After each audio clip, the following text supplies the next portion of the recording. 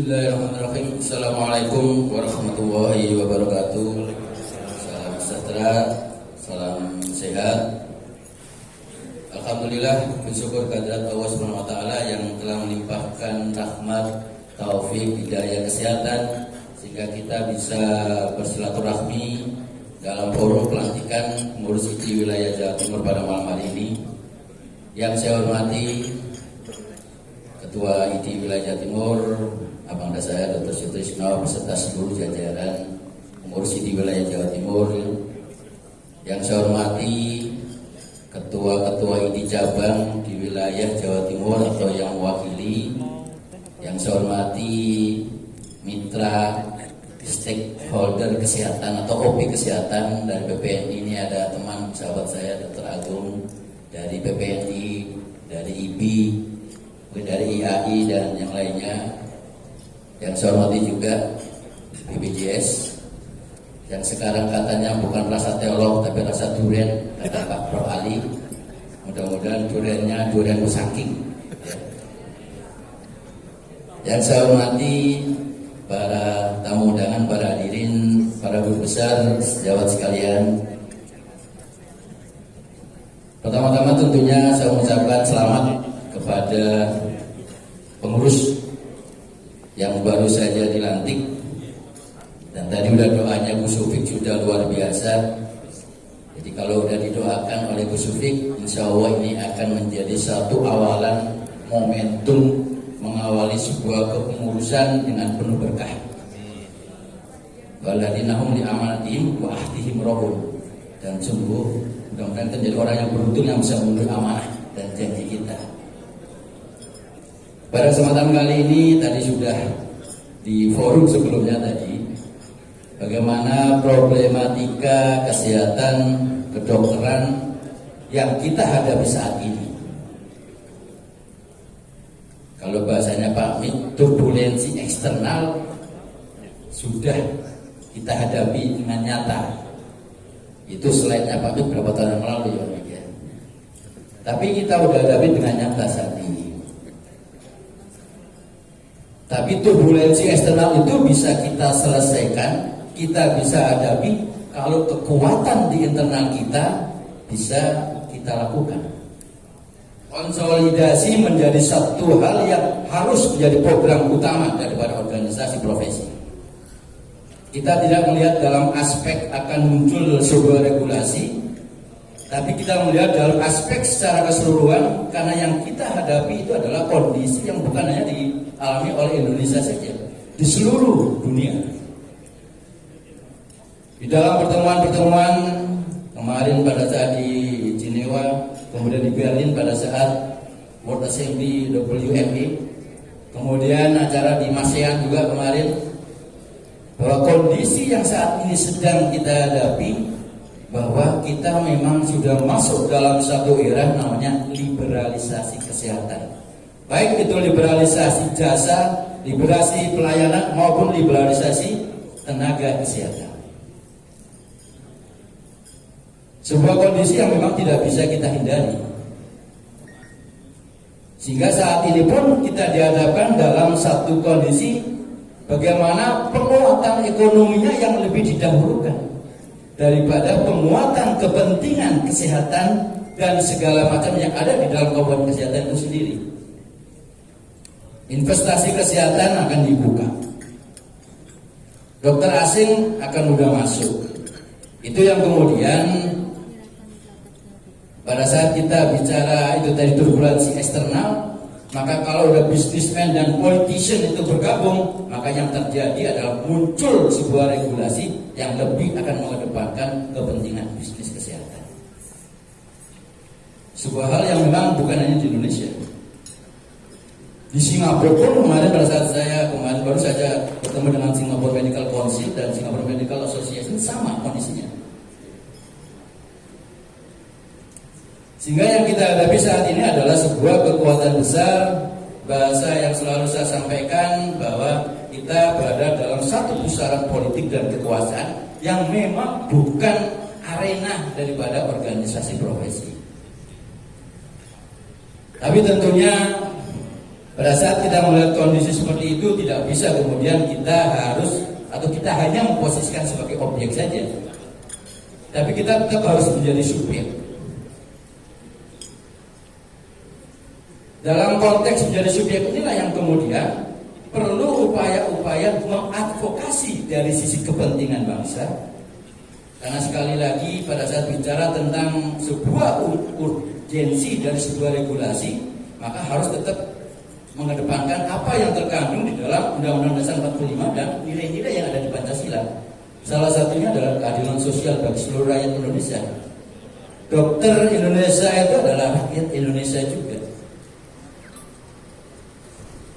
Sehingga inilah yang kemudian saya terus terang berterima kasih kepada teman-teman OP Kesehatan, PDGI, PPNI, IPI yang tetap konsisten bersama untuk memperjuangkan terkait dengan salah satunya yang saat ini adalah masalah RUU Kesehatan dengan metodologi omnibus law. Apa yang kami sampaikan itu adalah sebuah upaya politik advokasi yang harus kita lakukan dalam rangka dakwah ila al-khair. Wal takum minkum ummatan yad'una ila al-khair wa ya'muruna bil ma'ruf wa yanhauna 'anil munkar. Jadi sebuah kondisi damage yang akan bisa terjadi kalau itu kemudian kita tidak luruskan. Kalau itu tidak kita suarakan bahwa ada hal-hal yang harus diperhatikan. Tidak bicara hanya kepentingan OP saja, tidak. Tidak hanya bicara kepentingan kolegium, kepentingan studi pendidikan saja, tidak. Tapi kita bicara dari sisi kepentingan rakyat. Sehingga suara-suara yang kita sampaikan itu adalah sekali lagi bukan hanya kepentingan dokter, tapi adalah kepentingan rakyat. Bagaimana mungkin kita akan membiarkan dokter asing masuk tanpa ada sebuah proses selektif? Singapura saja ada. Di negara lain pun juga ada. Kemarin bicara sama teman-teman Singapore Medical Council pun juga mereka mereferensikan hanya beberapa lulusan fakultas kedokteran dan punya daftarnya. Indonesia punya nggak daftarnya negara-negara asing atau lulusan FK asing yang akan masuk di Indonesia? Teman-teman WNI yang sekolah di luar negeri saja, kita nggak punya daftar yang mana yang kemudian direkomendasikan, sehingga akhirnya muncul kebijakan yang namanya adaptasi. Tugas siapa itu? Tugas terutama adalah dari aspek pemerintah, dalam hal ini adalah Kementerian Pendidikan. Begitu pula berkaitan dengan masalah problematika kesehatan, tidak bisa hanya dalam aspek permasalahan adalah di organisasi profesi, tidak. Walaupun ini menjadi satu hikmah yang besar buat kita, bahwa organisasi profesi harus melakukan upaya transformasi secara internal. Transformasi besar-besaran memang.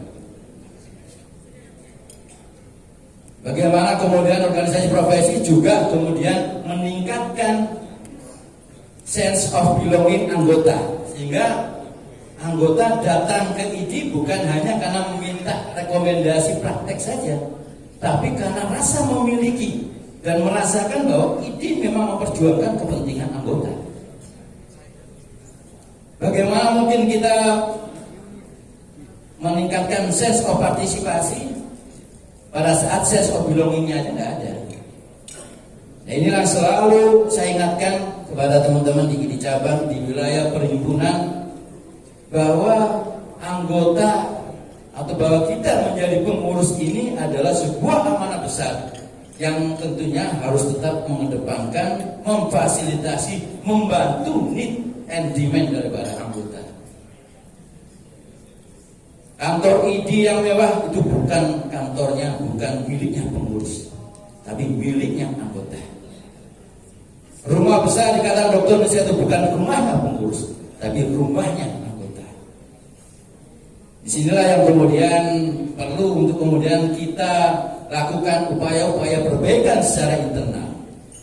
Satu sisi juga mungkin kita juga harus senantiasa melakukan sosialisasi, melakukan sebuah upaya-upaya mengikat di antara ID di cabang di wilayah, berkoordinasi secara intensif untuk kemudian bersama-sama diajak memikirkan permasalahan-permasalahan kedokteran kesehatan.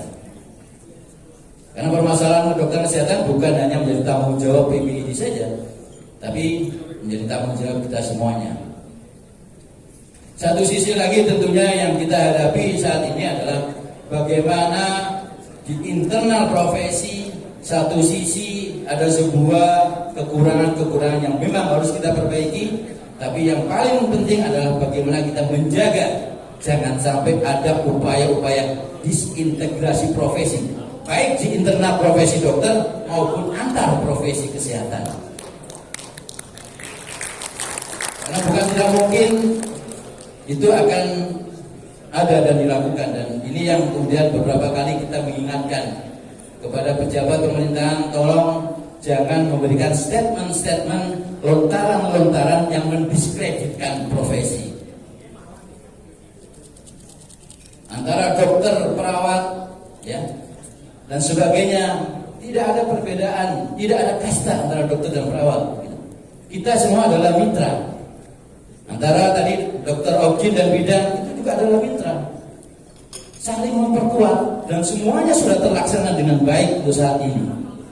Makanya kita perlu semakin meningkatkan upaya konsolidasi secara internal Ikatan Dokter Indonesia, Dr. Sutrisno, tapi juga secara eksternal membangun komunikasi, kembali lagi menghidupkan yang namanya sekretariat bersama OP Kesehatan untuk kemudian berjuang bersama-sama sesuai dengan kapasitas apakah tingkat nasional, wilayah maupun jabat.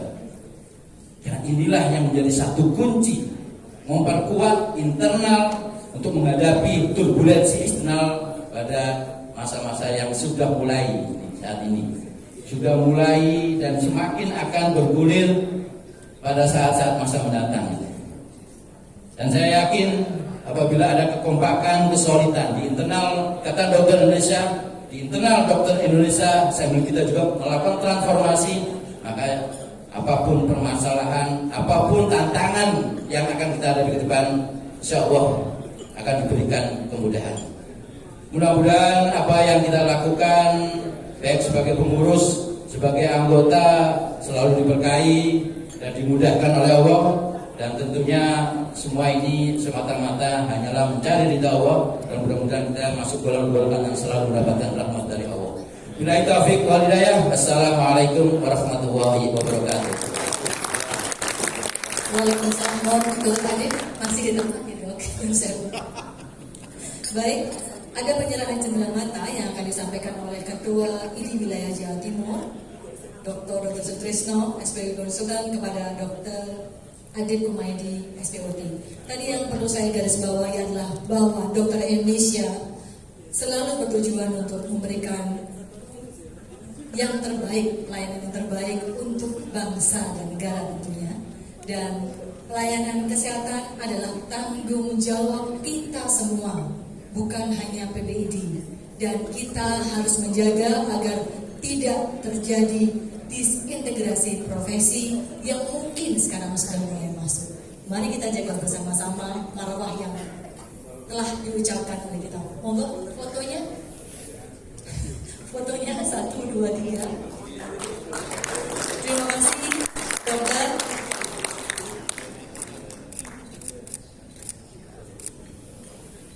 Aplaus untuk Dr. Adib.